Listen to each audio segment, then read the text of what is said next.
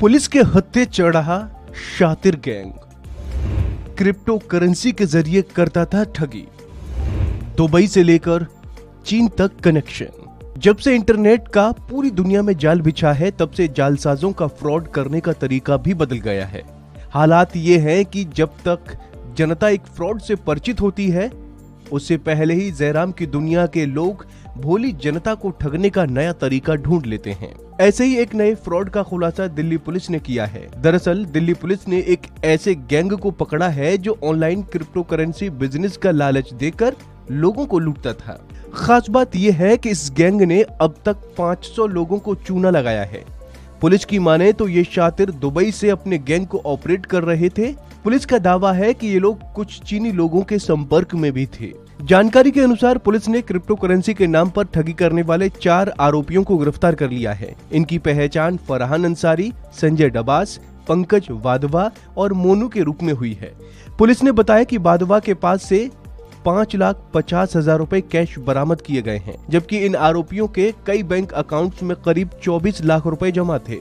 Police की जांच में सामने आया है कि आरोपियों के बैंक अकाउंट में एक ही दिन में 1 करोड़ रुपए का लेन देन होता था। पुलिस ने कहा कि फरवरी में दिल्ली की एक महिला से एक ही दिन में 22 लाख रुपए की ठगी हुई थी। महिला ने अपनी शिकायत में आरोप लगाया था कि वो ऑनलाइन नौकरी की तलाश कर रही थी। इसी दौरान उसे एक अनजान नंबर से एक व्हाट्सएप मैसेज मिला। ये मैसेज ऑनलाइन ठगों का था। इसमें लालच दिया गया था कि वो एक लिंक पर क्लिक करके अगर उसे लाइक करती है तो उसके अकाउंट में हर लाइक के हिसाब से 50 रुपए भेज जाएंगे। महिला लालच में आ गई।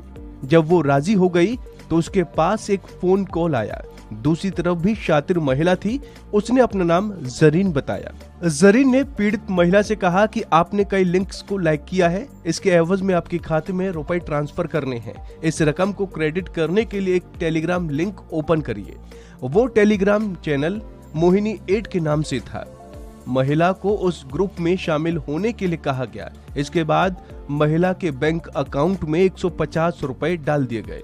फिर जरीन ने भारी लालच के साथ महिला को क्रिप्टो करेंसी में इन्वेस्ट करने के लिए उसे एक और काम दिया। पहला काम 1000 रुपए से शुरू हुआ। इस तरह वो धीरे धीरे जाल में फंसती गई और एक दिन में करीब 22 लाख रुपए गंवा दिए। पुलिस उपायुक्त संजय सेन ने कहा कि गिरफ्तार आरोपियों से पूछताछ के आधार पर बैंक डिटेल्स निकलवाई गई तो पता चला कि आरोपी के एक बैंक खाते में एक ही दिन में 1 करोड़ रुपए का लेन देन हुआ था। इसके लिए शातिर फर्जी कंपनियों के फर्जी दस्तावेज बनाकर ठगी के लिए बैंक अकाउंट खुलवाते थे। इसके बाद जैसे ही उनके अकाउंट में पैसे आते थे, वो उसे कई अकाउंट में ट्रांसफर कर देते थे। पुलिस की जांच में सामने आया कि दिल्ली के नेताजी सुभाष पैलेस में एक एड्रेस का इस्तेमाल 10 से अधिक बैंक खाता खोलने के लिए किया गया था। डीसीपी ने कहा कि मकान मालिक की जांच की गई तो पता चला कि वो जगह डबास को किराए पर दी गई थी। उन्होंने कहा कि आरोपी डबास को उसके गांव सुल्तानपुर से और उसके साथी अंसारी को महिपालपुर से पकड़ा गया। पूछताछ के दौरान आरोपियों ने खुलासा किया कि करीब 2 साल से वो रोहिणी के रहने वाले वाधवा के संपर्क में आए थे, जो ऑनलाइन ठगी में शामिल था। डीसीपी ने बताया कि डबास ने नेताजी सुभाष पैलेस में किराए पर एक ऑफिस खोला और अंसारी फर्जी दस्तावेजों का उपयोग करके इन बैंक खातों को खोलने के लिए व्यक्तियों की व्यवस्था करता था। उन्होंने बताया कि वाधवा और उसका साथी भूपेश अरोड़ा दुबई से ऑपरेट कर रहे थे। कुछ चीनी लोगों के संपर्क में भी थे। धोखाधड़ी करने वालों ने अधिकांश बैंक खाते निजी बैंक में खुलवाए।